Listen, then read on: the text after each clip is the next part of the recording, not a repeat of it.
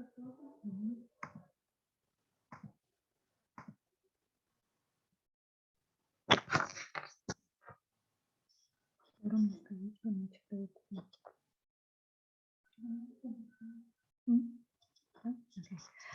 good evening, everybody. We are very happy to see all of you who are joining us via Zoom on Facebook page. English Without Borders Network welcomes all of you to our regular Thursday series of webinars. And today we are very happy to host Mohirakhon Husnidinzoda, who is one of the active members of English Without Borders Network. And today she will be delivering her presentation about the best ways of increasing students' vocabulary. And this topic is very interesting for many teachers who are struggling, to expand and also to enhance students' vocabulary. And let me just briefly share some bio of our speaker today. Mohirakhon Husnidinzoda holds 2 postgraduate degrees from Khujand State University, the Faculty of Foreign Languages, and OSCE Academy, Politics and Security. Due to her passion for teaching kids, first Mohirakhon Husnidinzoda worked as an English teacher of young learners at Arkon Educational Group for about 4 years. And eventually, as a result of her professional achievements and acknowledgement from her learners, she was promoted to the position of the head of Young Learners Department. While leading this position, she felt a need to develop her methods of teaching, and therefore she took the TESOL course and successfully completed the program in 2018. Since that time, she widened her teaching expertise, and she's focusing more on developing learners' critical thinking skills. In addition, she participated in the summer program organized to improve academic writing skills and research skills. Mohirakhon conducted several teacher training courses for secondary school teachers on the topics such as peculiarities of teaching young learners, development of 4 skills in kids, classroom management and discipline, integration of critical thinking activities into ESL classes. And in addition, as I mentioned, she's a very active member of English Without Borders Network. And last year, she was English Without Borders Master Workshop grantee, and she successfully conducted teacher training sessions in Khujand area in the summer of 2021. And with big pleasure, I'm giving the floor to Mohirakhon, and I encourage our participants to get prepared and to write down your questions via Facebook or Zoom. So we'll address these questions to our speaker later. Thank you very much, Mohirakhon. So welcome. The floor is yours. Thank you. Right. Thank you, Nasiba, for introducing me to the audience. And I'm really privileged to be speaking here and leading this session. Let me first screen share and then continue with the webinar, the topic of the webinar.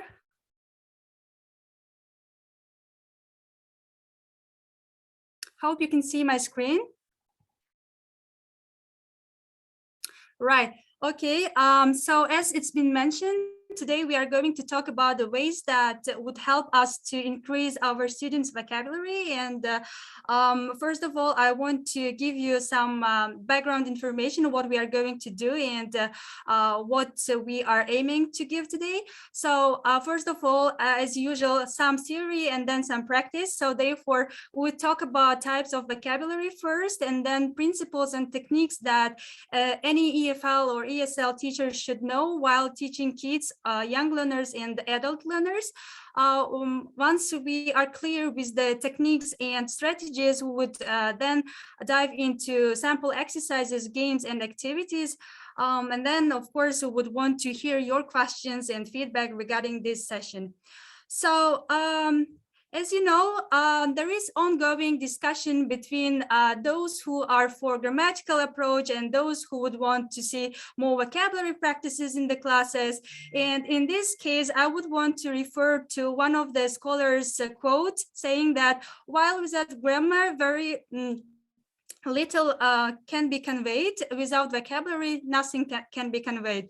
So with this thing, we would want to follow we would want to give you some information about types of vocabulary. So any English teacher, or let's say teachers who teach any foreign languages, they would start their teaching with teaching in the lower levels with teaching single words or set of phrases. So while you have learners of a lower level, and then slowly you would move to teaching phrasal verbs and idioms that would be mostly focused, will be focused of teaching while delivering English classes to higher level students.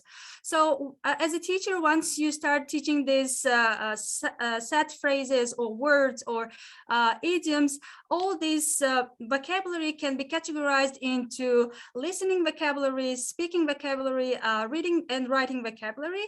And as research shows, listening and speaking vocabulary is considered to be one of those frequently used vocabulary, whereas reading and writing vocabulary is considered to be a little bit more passive ways of learning any type of vocabulary of any type of language.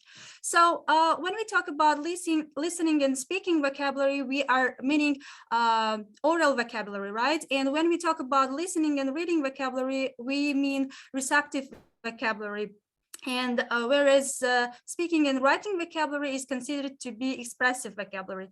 I also have I have noticed from my own experience that reading and writing vocabulary is mostly and frequently used in, especially in academia, since it is written vocabulary and is called a literate vocabulary.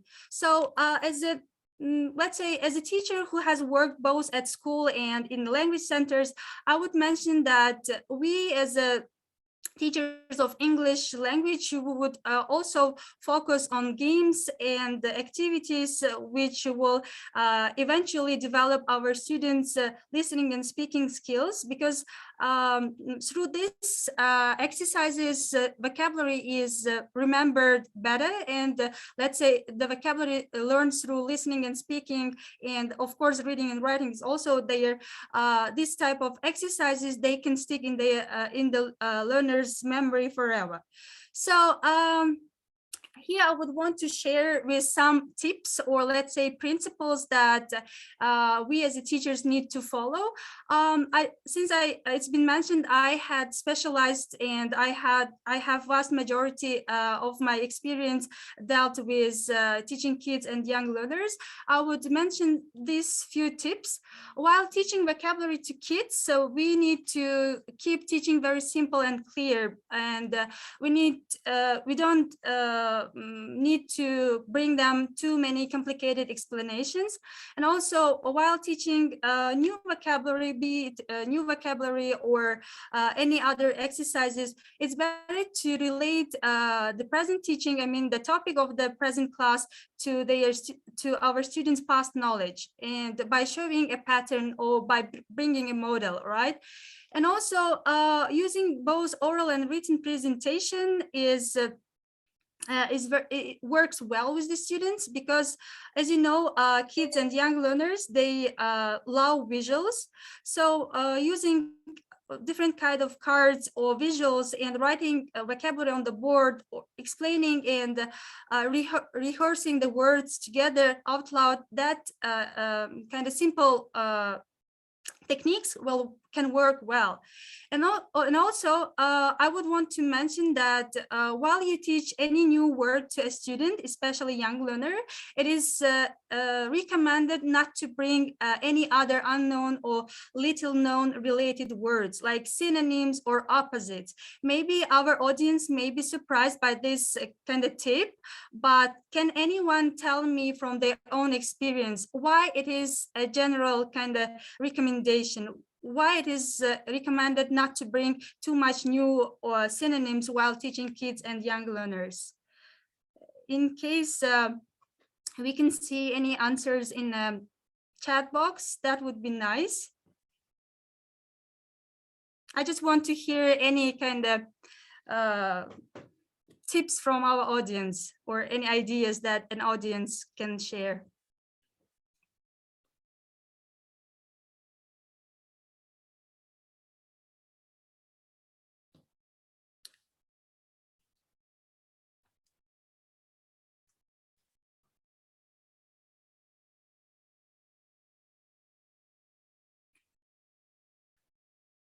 So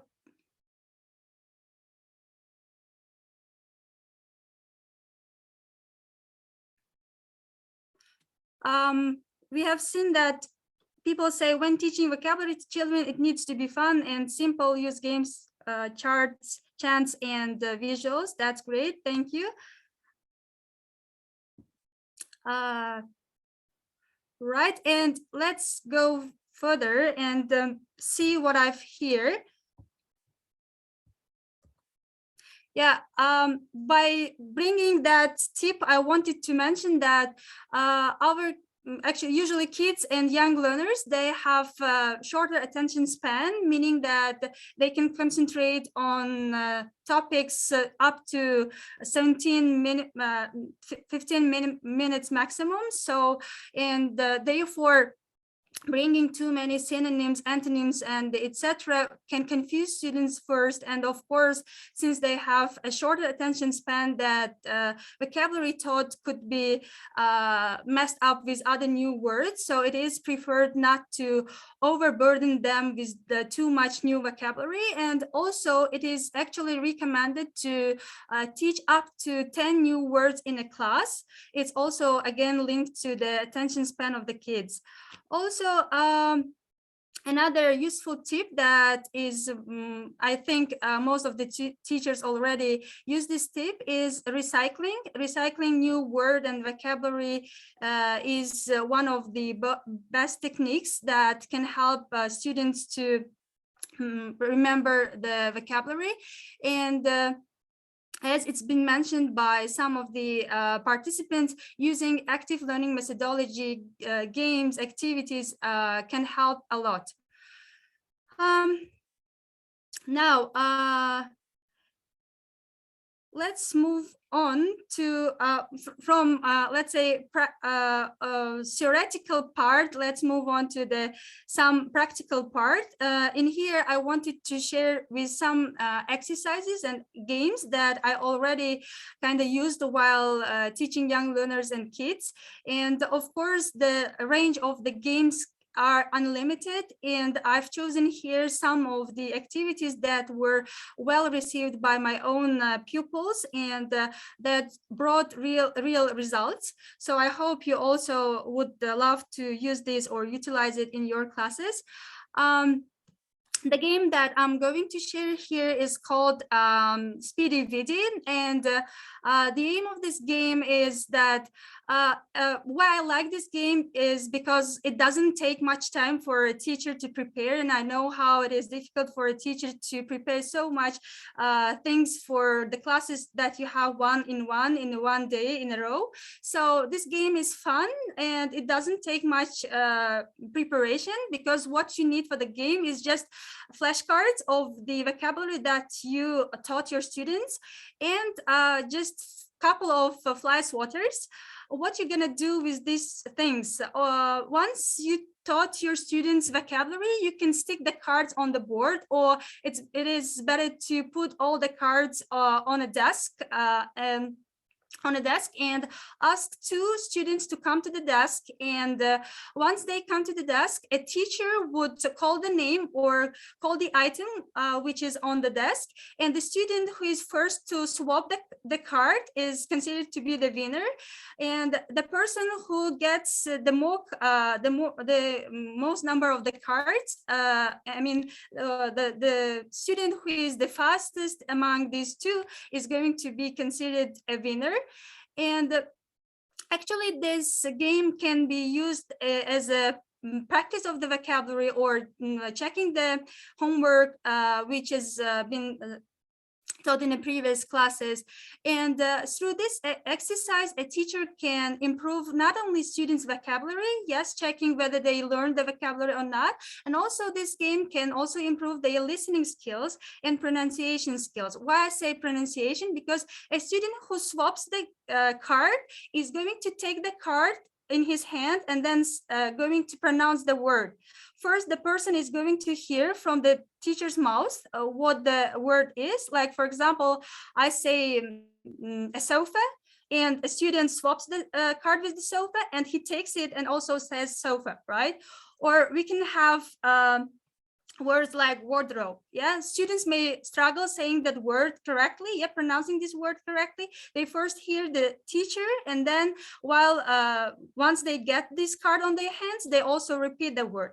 So by this, they are improving, let's say they are practicing the learned vocabulary, and also they are listening and pronouncing the word. So the other game I want to share is called memory game. Again, since as it's been mentioned, students, kids and young learners love visuals. The activities I have chosen today are all mostly connected with the flashcards. So the purpose of the memory game is, again, practicing learned vocabulary. This game actually can be used both for the practice and as a kind of presentation of a new theme, yeah, or presenting a new topic, a new vocabulary. So as a checking, using this game to check whether the students learned or not, you can use, you can stick learned vocabulary, the picture of the learned vocabulary on the board, and it could be up to 10, 12 items that you stick. And then you, together with your students, will repeat the words. For example, fly, swatter, air balloon, and etc. You roll call all the items, and then you ask your students to move back, turn around, or just close their eyes. They don't need to have a look at this list of cards. They need to close their eyes. And once they close their eyes, you take two or one, or it up to the teacher, you take away some cards from the row. Yeah, and the task of the students is to guess what card is missing, or how many cards are missing, and what the cards were, right? And I just want you to have a look at the cards. Let's imagine you are my students, and I just want to play this game with you. Have a look at these cards, and now I want you to find out what card is missing.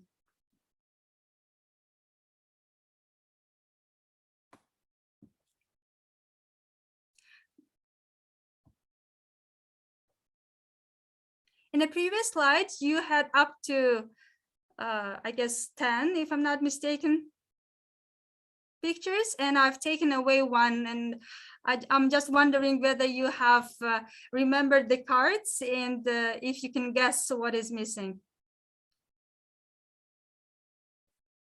Right. I see that a person has got it right. Seat belt, right you are. And let's see.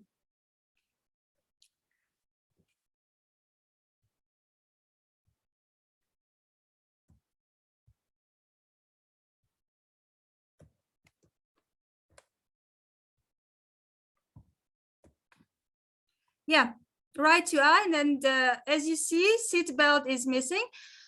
Another game that I want to share here is a game called Charades, and I think many of you maybe you have already played, you have been playing these games a lot with your students. Why this activity goes well with the young learners? Because, as you know, they like they like to move, they like to act. So these charade games can be well played with action verbs. For example, if you teach your students action verbs, or if you teach your students animals or any other vocabulary which has some action in it, then this game is can be a bingo game for such topics, right? The aim of this, the task for this game is that students are not going to use their sound. The only thing they are allowed to do in this game is gestures, actions, and mimics to explain the secret word. So your students are going to get a small sheet of paper with words written in it, and they need to read it not out loud, of course, and then they need to play out the word.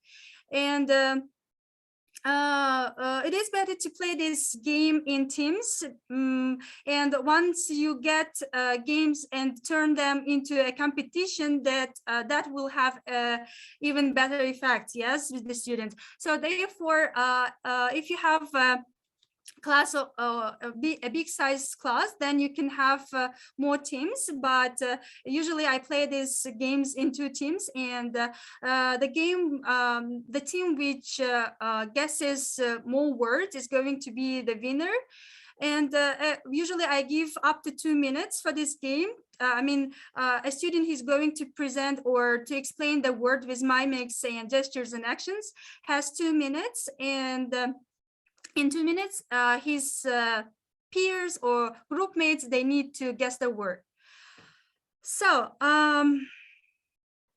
another game, it is also called memory game. This game aims in again revising the vocabulary, and also to somehow practice the long-lasting memory of a student. For this game, you need 20 common items that you have covered in previous classes.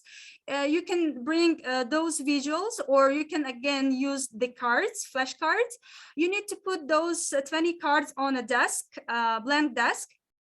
Students, actually this game can be played not only with 2-3 students, but you can call up to 5-10 students for this game. Students come to the desk, you give them up to 2 minutes. They need to look at those items, they need to remember those items. Once 2 minutes are up, students need to go back to their seats, and they need to write down as many words as possible. So you give them extra 3 minutes to write down everything they have remembered, and once the time is up, you need to check how many words they could grasp and how many words they have written. Why I like this game? This game not only practices previous vocabulary or improves their memory, that this game can also improve their writing skills, right? If in previous games we were mostly focusing in oral speech, yes, they were pronouncing words, saying the words. In this game, they are going to write the words. By this game, you are also checking the spelling, right? Whether they have remembered the word, not only how it sounds, but how it's spelled, right? So now, as we in previous slides, we have discussed about the games that can be used while teaching kids and young learners. Now I want to share some information about teaching adult learners, or let's say learners who have higher level of English. So some, again, tips, though I don't feel myself as an expert of the English language teaching, still from my own experience and from the research I've done, I can share that while teaching vocabulary and focusing on developing students' vocabulary, adult learners' vocabulary, it is better to focus and teach words through games, like games that aim on guessing unknown words from the context. Unfortunately, I have seen, and I have actually experienced myself, that while teaching new words, we usually translate the word, right? Because otherwise, how would a student understand the meaning? But it is now well accepted fact that when a student gets the definition, or let's say meaning of the word from the context, it's going to be remembered in his memory for a long-lasting time. And studying word part, it can be also effective while teaching adults because they are more mature and they can also focus on the parts of speech or suffixes and prefixes or how the words are formed. And another tip that can work well is that teaching through eliciting or through a comprehensive input approach or technique. What I mean by eliciting is that getting information from students as opposed to giving it to them. Uh, as it's been mentioned, teachers usually are accustomed to explaining everything to students so that they can just get it and learn it, right? But what eliciting is suggesting, it is students' turn to explain to their peers and to a teacher, even if it's only one word. Let's say you are giving them the word rehearse, right? And students are to guess the definition or to come up with the synonyms, or at least even if they don't know, they can guess. What's wrong with guessing and being wrong, right? So in case students cannot guess or give a definition, of course, teacher would go with definition and explanation. So why or what's the importance of eliciting or comprehensive input by the students? Because this technique would focus students' attention, and of course, this kind of technique would make our students to think. Another good point about eliciting is that this encourages students to draw on previous knowledge in order to come up with the ideas. And also by eliciting technique, you can check whether your students learned what you have covered so far, right? Or what they know so far. So these were some tips that have worked well with my learners, and eventually maybe it will help you as well. So here are some activities that I wanted to share with you when you are teaching your learners who have a higher level of English. So this activity or this game is called it's called like mapping activity. This game, or let's say activity, can be used as pre-reading activity, both as post-reading activity. Let's say you are conducting a reading exercise with your students, and as practice shows, when students are reading, they may face so many new words, right? As they find out new words, your students are going to write each new word in this circle that says vocabulary word, and then they can either give definition to the word if they can find definition without knowing the word.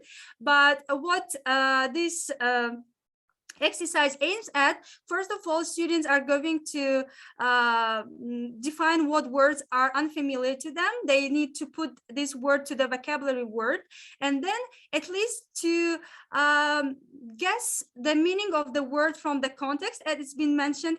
And then if they are guessing the word, they can come up with the synonym or another word that could replace this unknown word, and then they would write this option into the synonym part.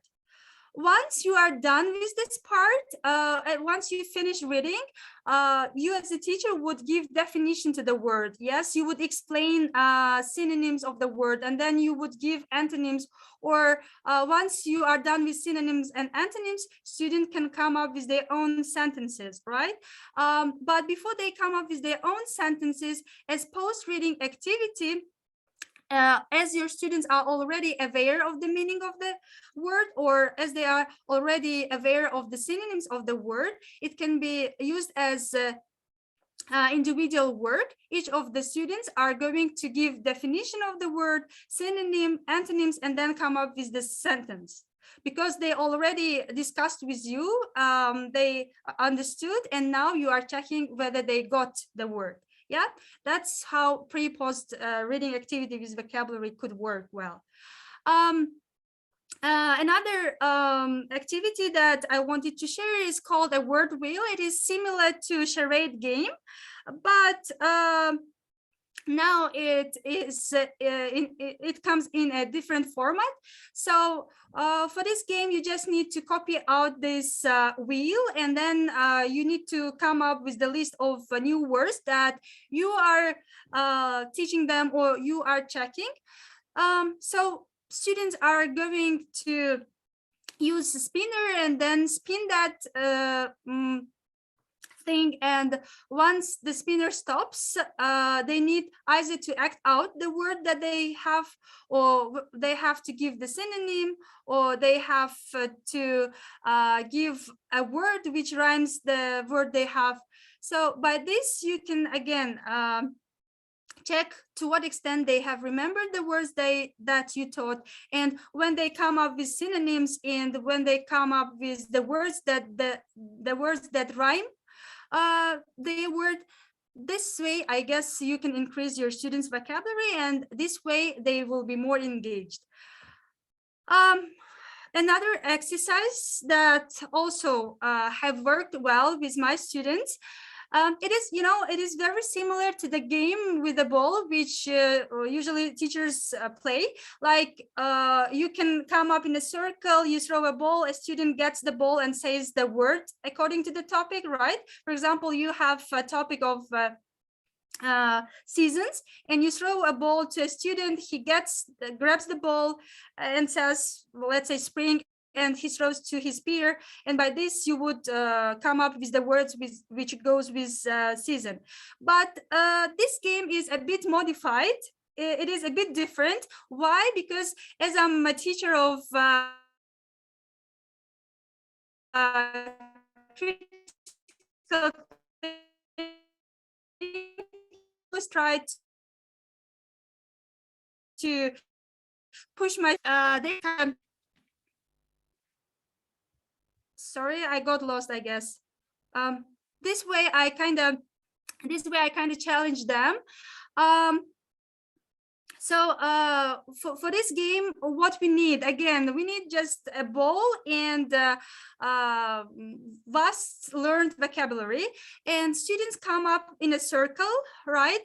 You would be standing in a circle, and you would throw a ball to any person standing in the circle, but instead of naming a theme, each student would give a next student a general theme or another theme, right? For example, you can say, you would throw a ball to next standing student and say something red.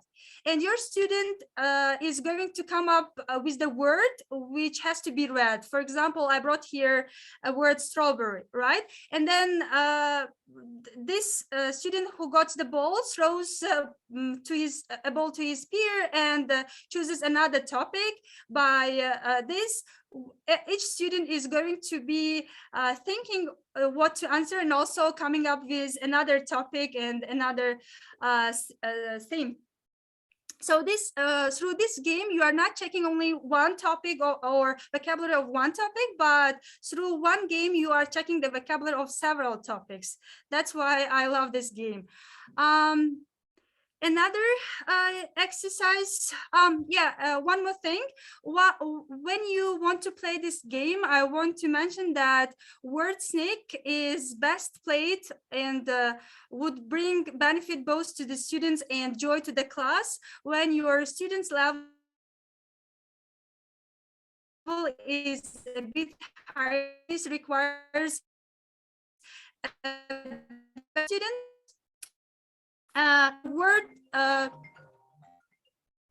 Word snake is very similar to, I think you may already guessed, word snake.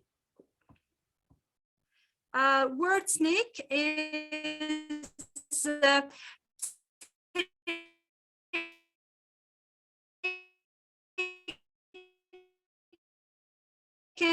to improve their speaking skills, student speaking skills, and it also requires students to be creative. It is about creativity of the student. How we are going to do or to play this game is that as you know, in the game, Jimmy and the guests each get the cards, stack of cards with words on them, and then they have to work into the conversations. They have to work into the conversation those words that they have in the cards, so naturally that it shouldn't sound like they are forced or stilted, right? So for example, imagine that you have asked your student to talk about the last movie they have seen, right? And then you provide them with the list of words that you want them to include in their speech. And it would be really funny to watch them talking about their favorite film, and then suddenly using the words like fried eggs on the pan, right? Or let's say spilled milk on the table. So different phrases that they need to somehow link into the film they have watched, or let's say very simple kind of questions like, what did you do yesterday? And they have a stack of cards with different kind of unconnected words, and they need to put it in together so that it goes as the flow of the story. So it really was fun. It actually really was played well by my students, and therefore I thought it could be played well in your classes as well. I think I'm almost done. Right, I'm almost done with the presentation. Here we have some additional useful resources. I'm sharing here a few websites. The first one is Sky Teach Stream on vocabulary building. That one is an English teacher, a Russian-speaking teacher, who gives really interactive tips and tricks on how to improve students' vocabulary. And also, I found a very useful handbook of vocabulary teaching strategies, and BBC BBC vocabulary activities that are shared here. I think links can be also shared through chat. I will try to share the links as well. And let me see. I think we still have time, right? All right, then before I wrap up with my presentation, I'm left with one extra game. I've actually reserved it as a dessert. So I want to play this game with the audience. The game is called Yes and No game, and from the name of the game itself, you can already guess that a student would ask his peer or his friend yes and no questions, and he or she needs to ask questions that would require truth, right? A person needs to be informed beforehand in order to ask a question where his peer says yes or no. For example, I can say, Nasiba, have you turned on for this webinar on time? And of course, Nasiba would say, yes, right. Yes. And once students get into the mode of playing, you would challenge your students by saying, now we are moving to another stage of this game. You are tasked to answer in a way that you would not be saying yes or no. It means that you are not allowed to say yes, and you are not allowed to say no. Instead of yes and no, you need to use other vocabulary or other lexics, because we are tempted to say yes and no and to get rid of conversation, right? Especially with the learners, it is like, okay, let me say yes and let me answer very shortly and then get out of me, right?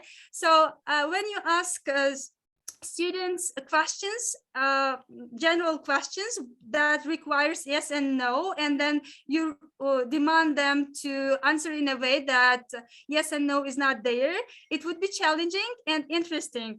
And also one more rule for this game is that once a student answers and uses one word, second time a student is not allowed to use the previous word. For example, I say, is the Avengers film an exciting film? Or let's say, is the Avengers film one of the most popular films? And you are required not to use the word yes or no. And students, I mean, the audience are also required not to use yes and no and answer this question. But at the same time, you mustn't repeat your peer, right? The answer shouldn't be repeated. So how would you answer this question? Very simple one. Yes, is the Avenger film exciting for you, or one of the most popular films, most watched films? I just wanted to see some options. Yeah, positive, indeed, absolutely. Here we can see some, sure, yes, we have seen. Right, now here is another question. Do you enjoy attending EVB classes? I mean, EVB sessions? All right, we have the answer all the time. And remember, the answer shouldn't be repeated by absolutely, right? We have here. Be careful not to repeat each other. Right, here we have you, with big pleasure, right? Excellent. Have you benefited from my session? Right, we have here a lot. Another person, 100%. Yes. Right, thank you. For sure, says Natasha, I think. Right, and have you participated in such EVB sessions before?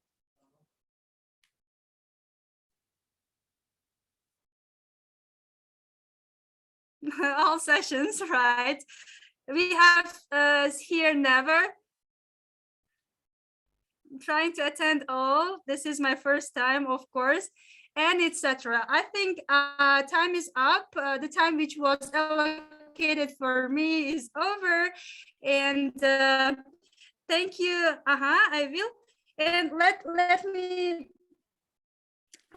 me finish with the question. Do you guys enjoy teaching English to your learners, and to what extent? And with this question, I want to wrap up today's session.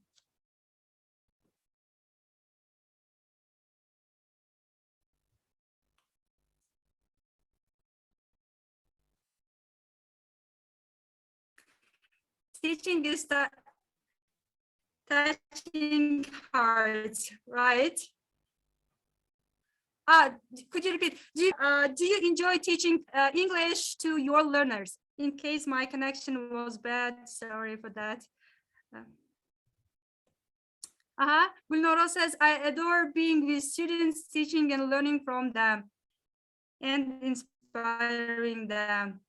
Great, thank you so much, dear audience, for your great efforts and actually amazing answers. I hope you benefited really from this session, and you find it interesting, some of the activities and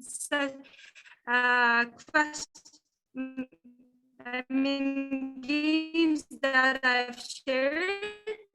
And now I think we can open the floor for the questions, right?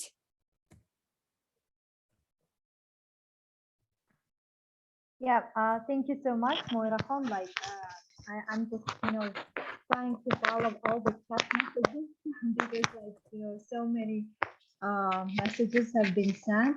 Thank you very much. Can you hear us, Mohirakhon? Yeah, I think your connection is not working properly. Hello, Mohirakhon? Yes, I can hear you. Yes, sorry. Okay. Yeah, no, it's okay. So, yeah, thank you. Thank you very much. We are like, pulling together all the questions. So And we have some questions, so you can look them up in the chat box and I can read them for you. So the question is like, how important is to teach low frequency vocabulary? The question from Mr. Fernando. He's asking how important is to teach low frequency vocabulary.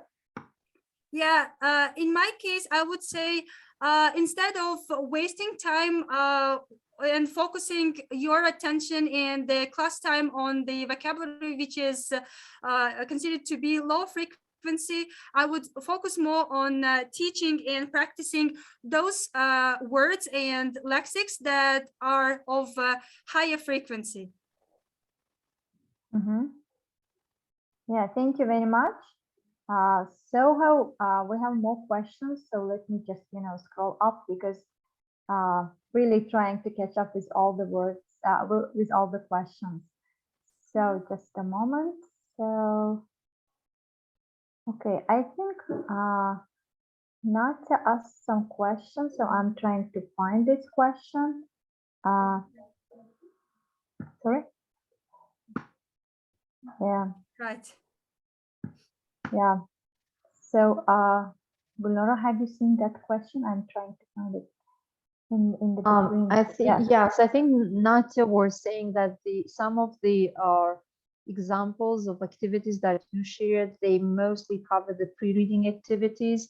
Do you have any other activities for post-reading? Right. Yeah. The concept map that I have shared usually is that activity that I use with my students. Once they are familiar with the words, once they have learned the words, I give them printed material with that map, with the word itself, with the empty spaces where they can put the word and then write synonyms, definitions, and come up with the sentences. That's the activity I usually use with my students. But also the other form that actually the other exercise that I do with my classes, I didn't include all the activities thinking that maybe I didn't want to repeat activities that other teachers conduct in their classes.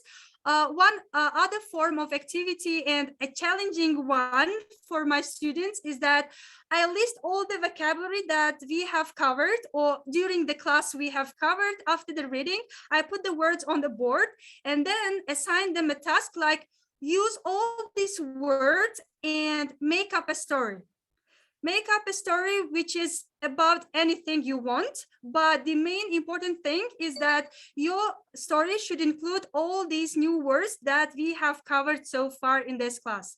And in this kind of exercise, they are again understanding what the meaning is and in what context the word is used. And also they are coming up with their own imaginary stories that is interconnected between itself. I mean, the sentences are interconnected, and at the same time, the new word which was found out during reading activity or any other activities are used and actually practiced in the class. And you know why these kind of words would stick in their memory? Because it is a direct comprehensive input that is going through your students. Yeah, because they know in what context they are using this word. It's not just like learning the phrase with its translation, but you consciously using the word in the context, right? I think that would work well, and that would help your student to remember and to stick this word in their memory. Thank you so much for a very detailed explanation how to use some useful exercises. So we have more questions, Mohirakhon. Like, could you share with us your favorite exercise on how to boost vocabulary retention of students? Which exercise? We have here so many. Your favorite which you find most useful. With students of a higher level, I do WordSnake, this one.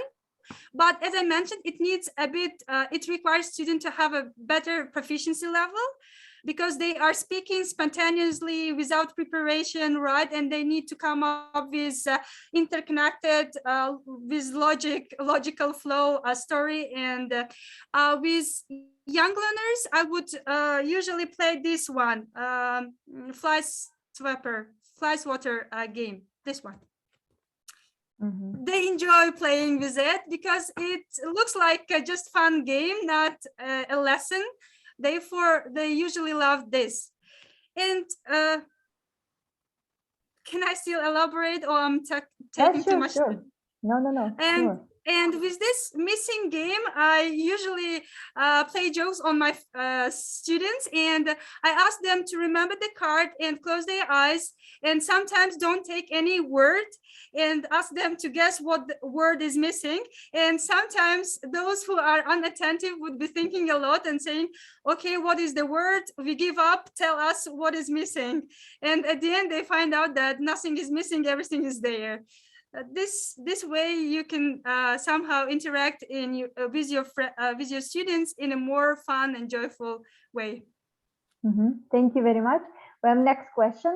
What is your recommendation to those teachers who are teaching adults whose language level is below? Just let me scroll it down. It's below the required level, and should they, just a moment, yeah, I'm trying. Okay, yeah, I scrolled up, okay. Yeah. Okay, so the question is, what is your recommendation to those teachers who are teaching adults whose language level is below the required level? So do you recommend these teachers still use the activities that you shared, or it's better to use those activities which you recommended for the young learners? Right. It depends on the teacher, of course, but what I do, what I would recommend in case I am teaching or you are teaching such kind of learners, I would recommend to modify my proposed activities. You can change the words into their level, but the purpose or the task of the activity could be the same, right? For example, let's move to the exercises. Right, vocabulary word, of course, the task requires a bit higher level of language, but this kind of exercises, they can be used both for young learners and adult learners. But the main thing is you as a teacher need to define what is a student's capacity, yes, what he can do or what he can bear, and then adapt to his level. And then, of course, you need to come up with the activities which would not be too much challenging for your learner and not too much easy or like a kiddish one, right? So actually the activities that I've shared with that were meant for young learners can be easily used with adult learners as well, but sometimes adult learners would prefer serious activities, so therefore I kind of divided them into this kind of categories.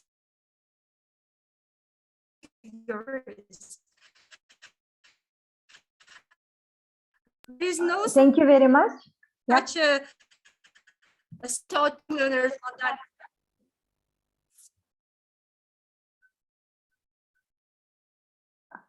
Okay, thank you very much, Mohirakhon.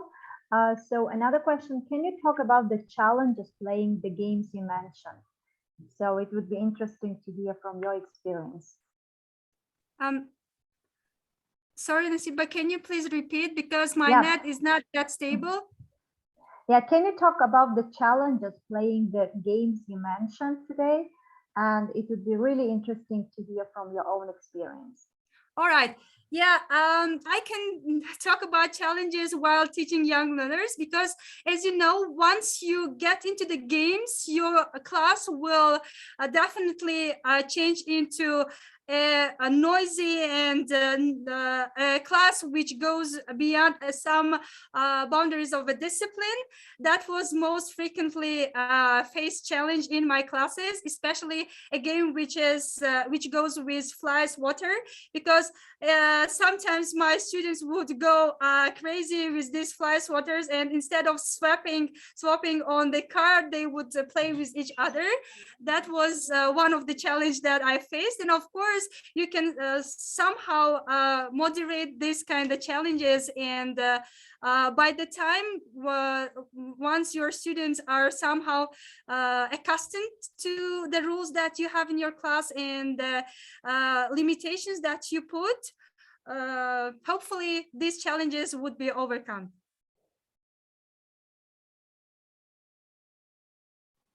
Thank you very much, Mohirakhon. Yeah, so the audience, please, again, like if you have any questions left, you can put them in the chat box and also on our Facebook page. So we'll just address them to our speaker.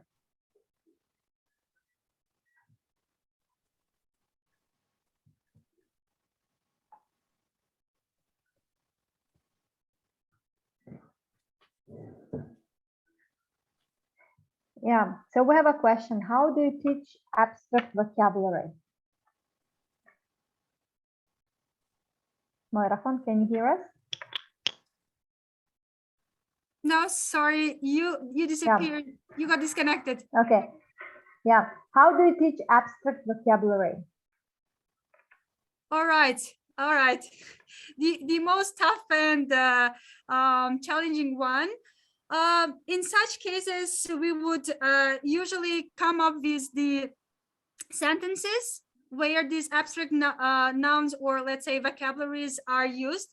We would read in a context. We would again come up with visuals if we can. Of course, even those emotions can be used through explained through the let's say visual aids, right?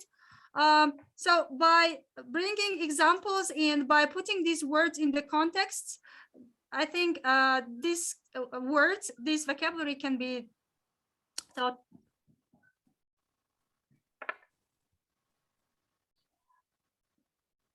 Okay, thank you, Mohirakhon. So I was just wondering, how often do you use L1, like, when teaching vocabulary and when just, working on vocabulary, or do you try to always use the foreign language?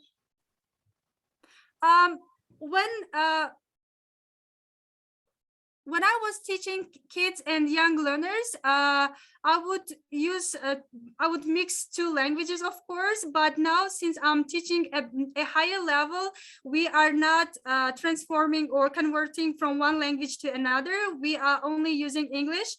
Even if it is new vocabulary, we mostly use English to English translation.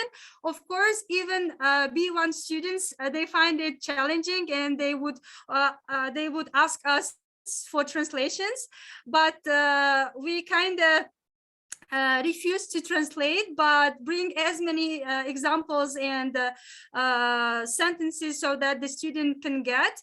And for the first couple of weeks, students would be dissatisfied with such kind of approach, but by the time, believe me, they would find out that that's how it will work better for them. So of course, students were previously not so happy with this approach, but now they are fine and they are actually fine with this type of challenges. But yeah, I understand with young learners, you cannot go only with English to English translations. Of course, you would translate to them the words and you would explain different things, grammatical and other topics in their native language. But still, even when you teach them new vocabulary, don't go straight to the translation. First, use all the other methods available through visuals, through context explanation, etc. And translation can be used as a last resort. Mm-hmm. Okay, thank you. We have another question. It's natural that we have students those who don't want to learn new vocabularies, how can we motivate them to work hard? Mm-hmm. That's again type of motivation comes because of the activities you put into your classes. Let's imagine the game. The game actually I played with you, right? For example, yes, no game. It actually, when you have these general questions, you don't need too much vocabulary. You would say yes and no, but once you challenge them in an interesting way, they would want to learn the word, right? They would want to know the word so that to express themselves. And of course, when you put your games activities into contest type activity, they would start learning the language, because any person in its nature, by psychological nature, wants to be the best, yes, wants to be the winner in any occasions. So once you put your activities in a competition mode, your students would face it, and they would find out that, yes, I don't know this word. If I knew, I would be the winner of this game, right? Once they recognize this, they would start, I guess, learning the vocabulary, and they would find the need for these words. Feel the need, I guess. I mean. Yeah, thank you. So Natya is also asking, how do you manage to conduct the games you mentioned online? How do I manage to conduct the games? How? Online. Online? Yes. Unfortunately, I'm not teaching online, and to be frank, I have never played this game online. But all the activities I've mentioned, I have played in personally. I have played these games personally in person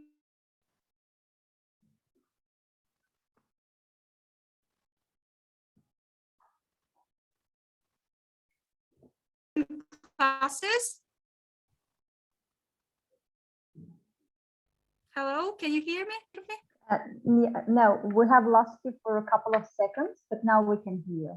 All right, I said that I have never taught online, and unfortunately, all the games that I have mentioned, they were played with my students in person classes. But thank goodness we have internet, and you can find out lots of other activities that can play online, and then we have lots of sources that kind of recommends online games and online activities. Unfortunately, that's my fault that I haven't thought about online activities, and hopefully next time when anybody else delivers this topic, we would include that in this on such a session, or at least I can compensate this missing from my side through another session, I guess. Yeah, thank you very much. So we all are teachers and learners at the same time, so no worries. So Right. I guess we just can afford one last question. Azra Tachizi, she's asking, how can we change the memorization learning style of vocabularies to meaningful learning? Right. As I mentioned, the only technique that is frequently used by me is that learning through comprehensive input that I already mentioned. Again, once students are somehow familiar with the translation or the meaning of the word, I usually use the game of imagine your story. So that's how you can change your students' approach from just memorizing the words with its translation by putting it into a context of a different story or of a different occasions and cases. That's how your students are comprehending the meaning and memorizing not the word itself, but the meaning and the contexts that the word is used. Yeah, thank you very much, Mohirakhon. So I think, like, we are very happy to have you as our speaker today, and also very active participants who are just, not only asking questions, but also sharing the links And we are just very excited to have like very active participants who who see this platform to be not only just a platform for knowledge sharing, but also sharing the links and the experiences together. So thank you very much. And again, on behalf of the whole English Without Borders network, and I'm sure more people will be watching you, because all other webinars are available on our social media, and anybody who missed today's webinar, they will be able to watch it. And of course, we'll leave this topic open because we know that the teachers who are teaching, they have their own experience, they have their own just techniques, tips, and recommendations that we really value to be shared with English Without Borders and also just with teachers across the globe. So because we really want English Without Borders just to remove the borders and make English to be shared by all the teachers, and also to be spoken by students. And by that, we'll have just more communication, more collaboration, and of course, just be able to be built, to build peace in the world. So thank you very much once again. And again, our dear followers who regularly follow us on social media and join our webinars, it's such a pleasure to see you every time joining the webinars. Please stay tuned on us. We'll be having more activities, and we'll be sharing all our highlights. And of course, in April, we'll be having a series of more intensive webinars. So please don't miss our posts to sign up for those webinars and to get certificates from the English Without Borders network. So thank you very much. Have everybody a great evening. And yeah, please, we'll be happy to see you again on our webinars. Thank you. Yeah, I also want to thank the audience for their great questions. And the last question, that was food for thought for me. And I really appreciate their time and efforts to make their classes more engaging, beneficial for their students, and their efforts to share their own experiences and knowledges. Have a great evening, one.